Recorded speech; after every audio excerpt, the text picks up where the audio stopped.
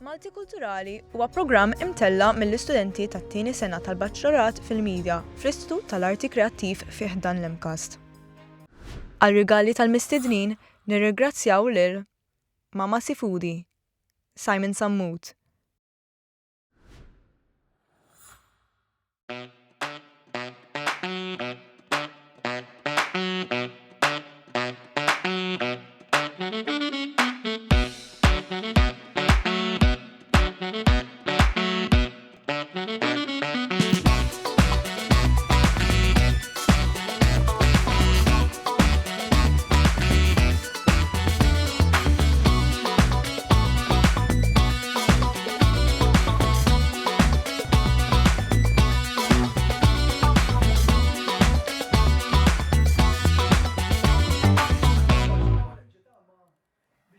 Nsemmilkom eżis telespettaturi u nilqakom għal programm ieħor ta' Malta Kulturali fejn illum se nkunu qegħdin nitkellmu fuq il-mużika u l-istrumenti, b'mod partikolari fuq l-orkestra li fil-bidu kienet l-orkestra tal-Manuel Theatre li mbagħad ġiet żviluppata fil-Malta Philharmonic Orchestra. Iżda minix ħanajt iktar għax għandna feature qasir li se naraw qabel ma nibdew l-intervista.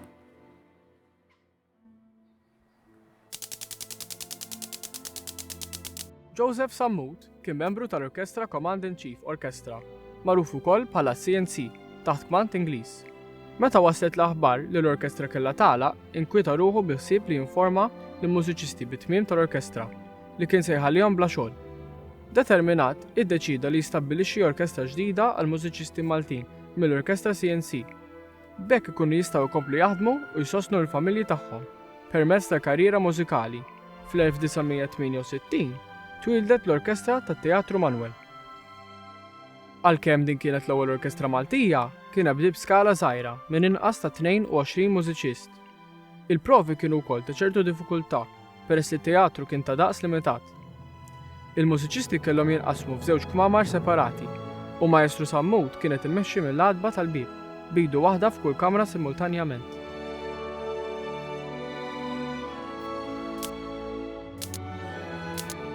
Sentej wara, kien intgħażel biex ikun is-surmast tal-banda tas-Soċjetà La Vallette.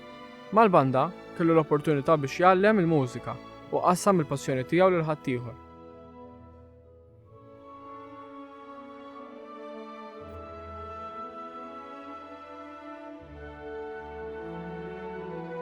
F'dan il-perjodu kellu l-opportunità biex ikun l-ewwel surmast li jmexxi spettaklu tal-Aurora Opera House f'Għawdex.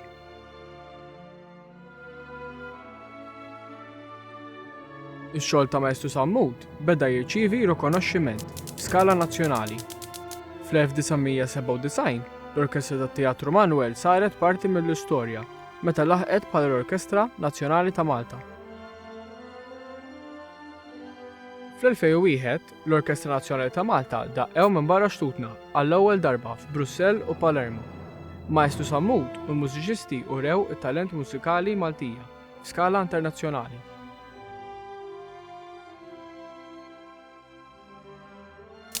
Sal-2008, Maestru Sammut kien kompla jiżviluppa u jespandi l-orkestra fuq dak li issa nafu bħala l-Orkestra Filarmonika ta' Malta.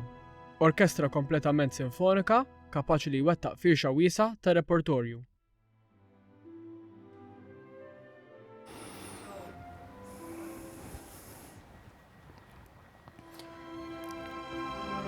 U għalhekk iva se nkunu qegħdin nitkellmu fuq il-Malta Philharmonic Orchestra u jiena qatt miegħi huwa Sur Mario Mikallef illi inti kont fil-Malta Philharmonic Orchestra u hekk l-ewwel nett kif inti? All right, mhux ħażin, mhux ħażin. Nittama li tintab tajjeb u grazzi l-istedina għaliex konna ħarqanin biex nisimgħu naqra u tgħidilna naqra dwar l-istorja tal-orkestra li hija tassew interessanti jiena minnaqa li rajt mill-feature vera affaxxinajt ruħi l-istorja twila u diffikultuża tista' tgħid biex waslet l-orkestra fi xinillum il-ġurnata. Ġifieri biex nibda s-suġġett, qed nitkellmu ħafna fuq il-Maestro Sammut li sfortunatament f'dawn l-aħħar snin ħallina. Kif sirt tafu l-Sur Sammut? Kif iltqajt miegħu? Mela, Maestro Sammut iltqajt miegħu fil-1971. Illa li jiena oriġinarment minn Ħażabbar, kont ħriġt indoq mal-banda Maria Mater, grazzi fil-1966, pero bl-istrument althorn, mux bli kont spiċċajt indoq bil-fagott li spiċċaj bih fil-orkestra. Pero, umbat fil-1971, allura sena wara li laħaq Sammut, il-direttur tal-Filharmonika La Vallette, jiena mort indoq ma La Vallette u l-tqajt miegħu hemm l-ewwel darba. U kif tqajt miegħu ġifi kont mort? Le, għax dana kienu avviċinawni xi nies mill-banda La Vallette u qalu li tiġi doqmana speċi u dan tilhom mela le jiena għaw aċċettajt u mort u ltqajt miegħu hemmhekk ġifieri l-ewwel darba li ltqajt miegħu u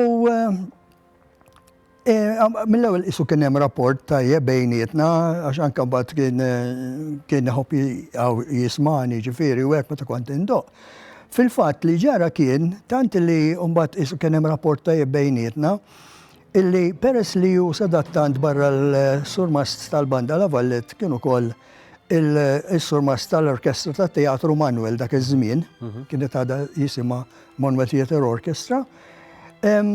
Meta kien jara bniedem li kellu daqsxejn talent, kien iħeġġu biex jitgħallem ħalli jidħol fl-orkestra, xu dejjem kien xtaq li jkabbar l-orkestra aktar milli kienet dak iż-żminijiet. U f'daw iż-żminijiet li tissemmi inti, kemm kontu nies bejn u ieħor meta dħalt fl-orkestra ta' Teatru Manuel u xejn? Issa, dak iż-żmien naħseb l-orkestra ta' Teatru Manuel jekk konna ta' 35-40 ruħ. 35-40, u soltu kemm ikoll l-orkestra nies? Orkestra li dak il-mużika li konna qed indoqqu aħna dejjem irid ikollok fuq 60-80. Ġifieri kważi isna nofs ta' orkestra normali. U kontu tagħmlu storbju daqs waħda numeruża. Iva, però l-Maestru Sammut tant kellu ħeġġa u tant kien ħanejt jissogra wkoll. Anka jekk qala fuq rasu minn ċertu kritiċi, għax kien hemm ħafna kritiċi bil-grazzja bħas-soltu. Imma anke jekk għala fuq rasu kien xorta jidħollu x-xogħol u ħadna ħafna esperjenza fl-orkestra bis-saħħa tiegħu. Fekku ħansaqsik kif kien bħala kondutturi, ġifieri kien ta' dma jibsa kif jgħidu jew kien kif tiddiskrivih? Mela ħadejtek kien bħala kondakter. Meta jkun fuq ngħidu l-kaxxa l-podium ġifieri l-kaxxa li jkun fuq as-surmast. Il-kaxxa jgħidu. Il-kaxxa, wejja kaxxa podium whatever li kietla fuqha. Għal meta jkun l-isfel mill-kaxxa mal-oħrajn mal-da ma jenarafx. Iva. Illa li waqt li qegħdin hekk każwali fl-imkienu nitkellmu dawn jiċċajtaw jitħaq u jkompli u kollu ħafna kuntatt mal-mużiċisti, però once li jitlew fuq hemmhekk inbidel is-serjetà kbira, serjetà stretta kważi da, għax x-xogħol kien jieħdu bis-serjetà kbira. Jena niftakru, ġifieri kien ikonna l-koncerts, għadni niftakru wara rehearsal li jieħu l-scores miegħu id-dar u jbur ikompli jistudja d-dar. Ġifieri daqshekk iva. Bla waqfin kien kollu mużika għaddejja daqshekk kien dedikat Maestru Sammut. U ġieli staqsejtu hekk minn fejn ġab din il-passjoni tal-mużika kienet ġej pereżempju mill-familja tiegħu. Iva, xu missieru kellu missieru kien idoq fi żmien anke mal-orkestra tal-Armiral, meta kienu mal-Armiral, kien idoq il-violonċell ukoll. U anke hu kien għamel żmien idoq, ġifieri kien idoq il-fagott u kien idoq anke l-kontrabax. Ġifieri għalhekk huwa għalmek il-fagott. U mbagħad iva, għax fil-fatt li ġara kien illi fi żmien li l-ħaqt jiena La Vallette kien hemm nuqqas ta' fagotti fl-orkestra u kien inkoraġġini għalli jisma' kieku jkollok titgħallem il-fagott għal titgħallmu speċi u tista' tidħol tipprattika ma' l-orkestra u jiena aċċettajt jiena affarijiet hekk minn dejjem nidħollhom il-ġifieri xi ħaġa hekk. U l-fatt li qallek l-istrument il-fagott, ġifieri. Kif ħatta ġifieri kont dejjem xtaqt li ddoq istrument li forsi mhux daqshekk komuni ma xejn nkunu onesti. Mhux istrument komuni, mhuwiex. Ġifieri kif ħatta meta qallek il-fagott? Però bħala strument moġobni u strument interessanti u mhux mill-faċli. Ġifieri u naqra strument diffiċli wkoll. Għal ċertu da. Il-teknika tiegħu għal ċertu teknika tiegħu speċjalment f'ċertu ranges mhux faċli. U għalhekk laqtek ġifieri xu uniku. Bħal ħafna strumenti oħra wkoll, ġifieri kollha għandhom tagħhom. Imma huwa uniku wkoll leħe. U l-fatt li kien hemm noqqas fl-orkestra speċi taw ċans li ikolli ġobb ukoll ħanejtek dak iż-żmien għax dak kien ċans ta' ġobb. U dak iż-żmien ukoll forsi llum il-ġurnata għandna opportunitajiet, ħafna bibi miftuħin, għandek ħafna xelta ta' għażla ma dak iż-żmien. U xek, kienet tfisser ħafna speċjalment. Speċjalment ġu l-orkestra.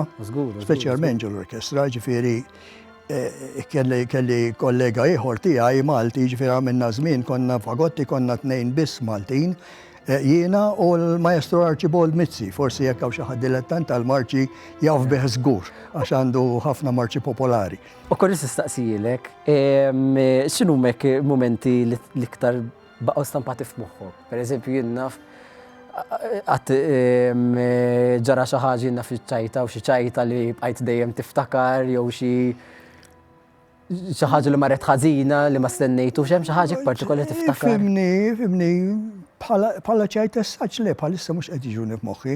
Le. ċajta affarijiet hekk. Jew forsi naf ma jiflaħx ħadd fl-aħħar sekonda, affarijiet li jiġu. Iva dawk ġraw, dawk ġraw.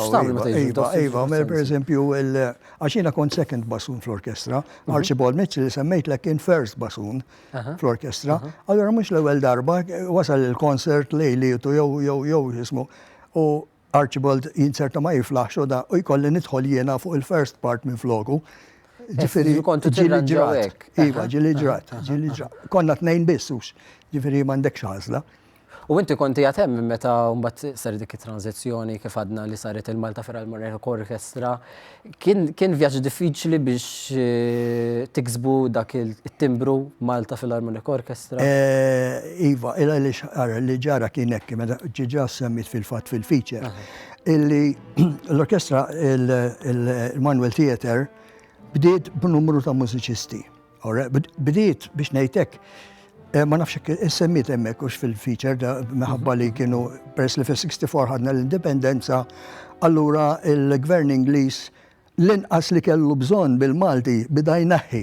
U naturalment l-orkestra l-inqas ħaġa li kellu bżonn mbagħad. Allura l-ewwel waħda li qalet iddaqqa fuq rasa. U kienu se jispiċċaw bla xogħol. Imma nserta li dak iż-żmien kien hemm Ministru tal-Edukazzjoni Dr. Paul Borcholovier li jiġi George Borcholovier li kien il-Prim Ministru u sew Paul Borcholovier u kien hemm ieħor Clemente Xiberras minn Birkirkara kien idoq it-trombun u ħadmu ħafna ġifieri biex imbagħad l-orkestra sort of sabula dar. Istra interessanti ħafna u fil-fatt biex inkomplu fuq dan is-suġġett nixtieq nurik feature ieħor. Għandna feature ieħor preparat interessanti ħafna. Ħa nitlob ir-reġija biex torina dan it-tieni servizzi li għandna mħejji. Inti xi pajtek mela. Irnexxielu ħanekdu hekk waqqaf l-orkestra żomma d-dejja kabara sakemm illum il-ġurnata għandna l-MPO. Żmien qabel meta kienet tittella xi opera kienu jiġu ħafna mużiċisti mill-Italja, minn Sqallija. So mużiċisti Maltin ma kienx hawn ħlief dawk il-ftit li kienu diġà f'din l-orkestra tat-Teatru Manuel.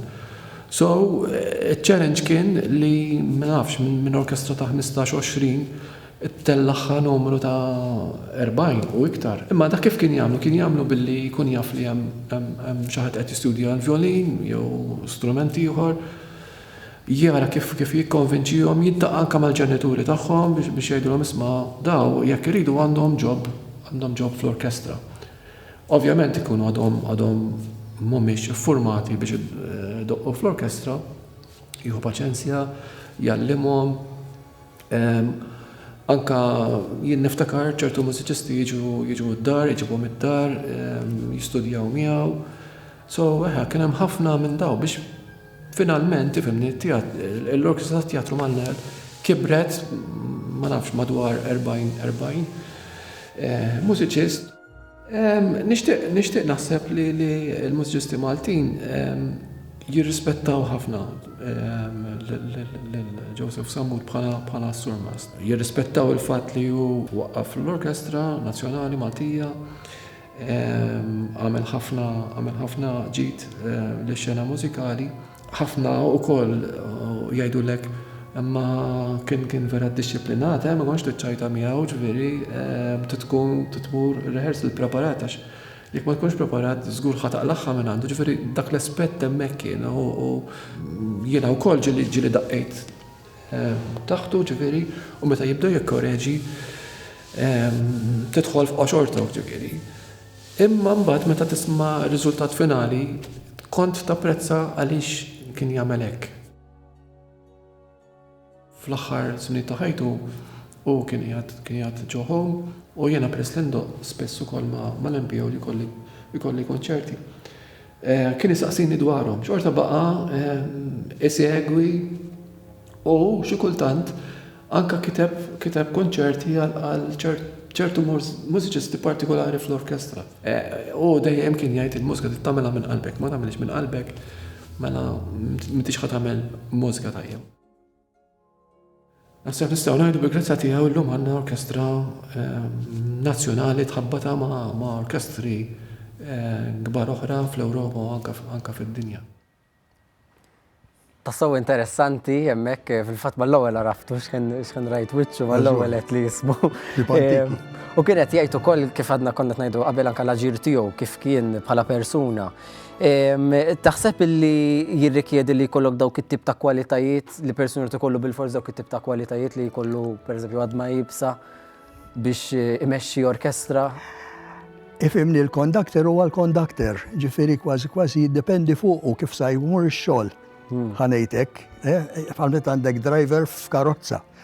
Ġifieri temmen li tkun hemm sens ta' dixxiplina. Bil-fors. Għax aħna fuq kollox waħda kulħadd niedem u mhux kull jum ħadqum l-istess, però mbagħad il-fatt għax imbagħad is-sabiħ tagħha hija di li aħna orkestra aħna qegħdin tim.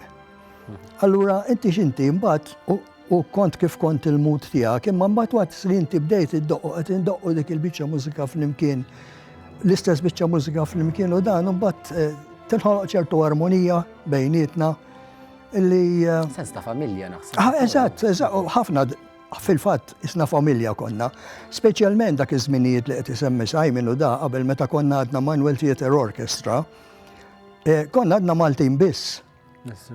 Weħedna konna, għax aktar tard mbagħad dew jiżdiednu l-barranin, fil-fatt l-ewwel barranija li niftakar li ġiet donata kienet minn Ġenova kienet arpista. Imma din kienu ġabuha, kienet iddoq fl-orkestra meta jkun hemm bżonn ta' arpa, imma fl-istess ħin kellha l-obbligu illi tgħallem l-arpa fl-School of Music. Fil-fatt ħafna arpisti minn tal-bidu f'Malta minn għandha bdew, minn taħt idea bdew. Issa llum hawn ħafna arpisti oħra x'imbagħad wieħed jgħallem il-ieħor taf inti, imma żgur. Kien iva konna isna familja. U fakkarni kemm għamilt ġifieri żmien total miegħu? B'kollox, jiġifieri bil-part-time b'kollox għax kont bdejt part-time u mbagħad full-time mill-81. 43 sena. 43 sena. Ġol orkestra b'kollox, mhux miegħu, imma miegħu sakemm kien għadu hemm 43 sena. 43 sena. Rajt ħafna, x'kienu huma fost l-aktar tal-limiet li bqajt toss li għalmek, li kollok tajt?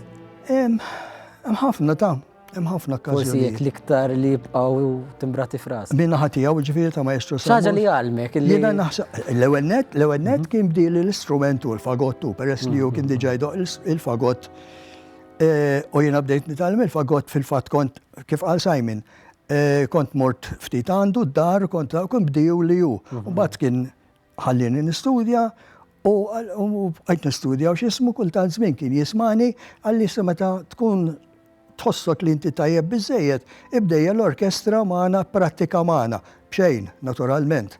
Imma jiena kont nieħu l-okkażjoni, jiena il-flus ma kienux daqshekk importanti, jiena importanti li qed nitgħallem u qed nieħu l-esperjenza. Għax taqla kemm taqla, però l-esperjenza ma tirreplejs. kien hemm xi parir li tlabtu jew forsi hu talbek xi parir. Iva, le, minn għandu tallimt ħafna. Forsi l-iktar pariri jekk b'saħħithom jiġik xi ħaġa jekk frasi li tajtu Parir- niftakara. Pariri jessaċ li tani ma nafx, però dejjem id-disciplina li kellu. Dejjem ammirajtu. Naħseb dik hu d-disciplina fil-fatt kif is-servizz li semma u anke inti tisħaqha ħafna. Id-disciplina li kien jimxi biha li wkoll naħseb jiena kif għadt inti persi kellu l-familja tiegħu fil-mużika u forsi trawwem ukoll b'ċertu disciplina kien jgħid mhux tiġi kelma bil-Malti, he was mirroring it, ġifieri qed jirriflettija tista' tgħid u xek u xek. U jitrasmetti anke fuq il-mużiċisti ta' taħtu. U jekk tqablu ma' kondutturi oħra, kif kien jiddistingwixxi ruħu differenti minn kondutturi oħra, jkollek tgħid? Għax nista' ngħidlek li tista' tqabbel għaliex kull kondakter huwa persuna. Jistgħu jkunu qed jgħaddu l-istess biċċa mużika, imma bniedem qed interpretazzjoni mod.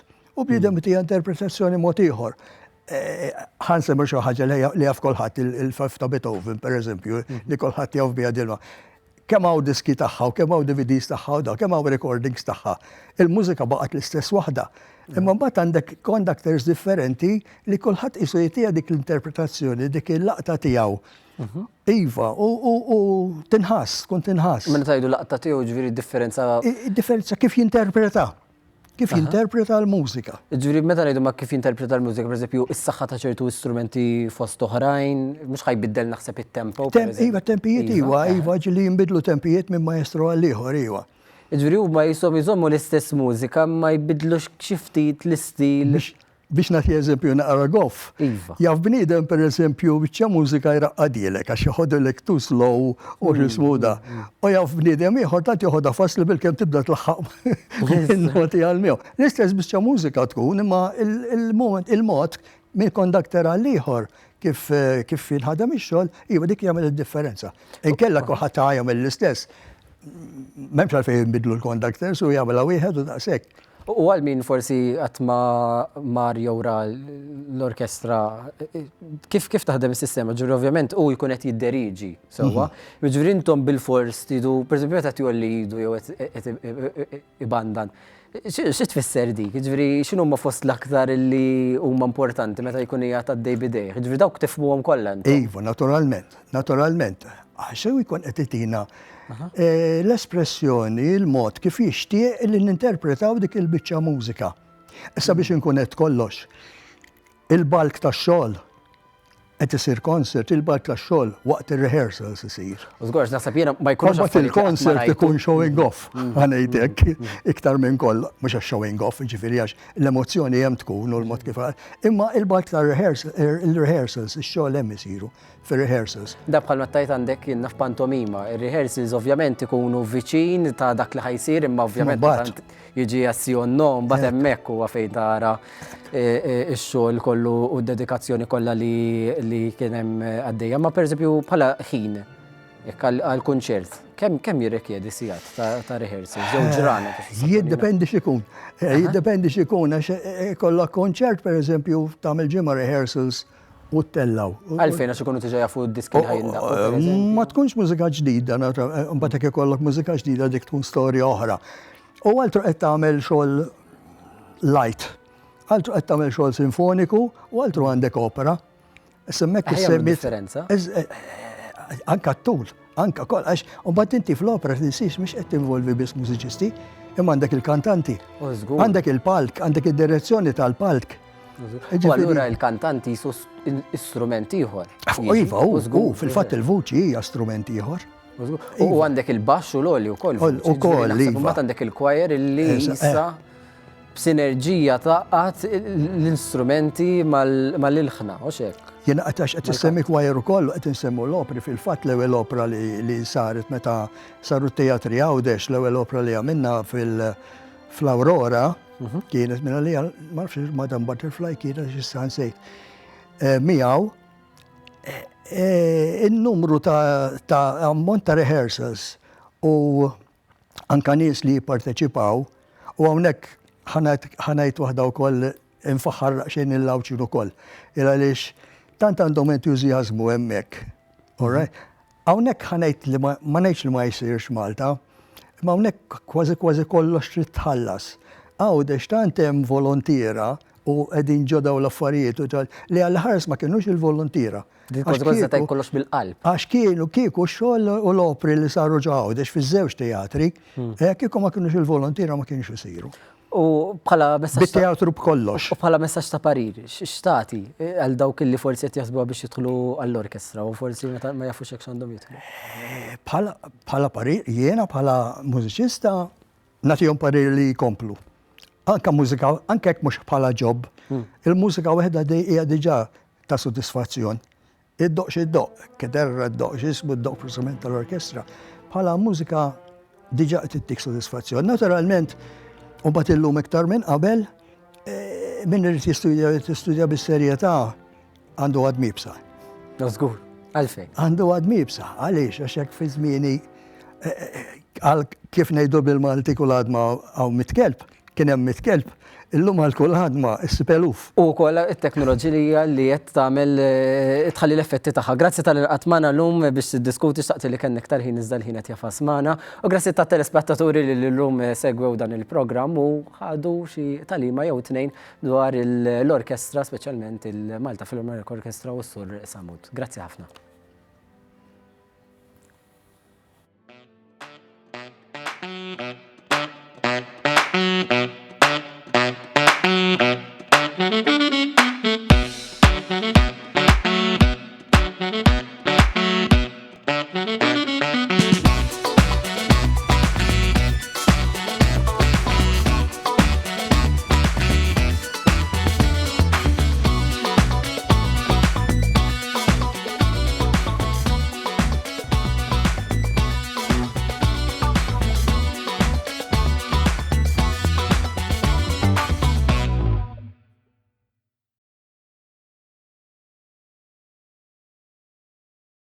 Malti Kulturali huwa programm imtella mill-istudenti tat-tieni sena tal-Baċċalarat fil-Midja fl-Istitut tal-Arti Kreattiv fih dan l-Imkast. Għal-rigali tal-mistednin nirringrazzjaw lil Mama Sifudi, Simon Sammut,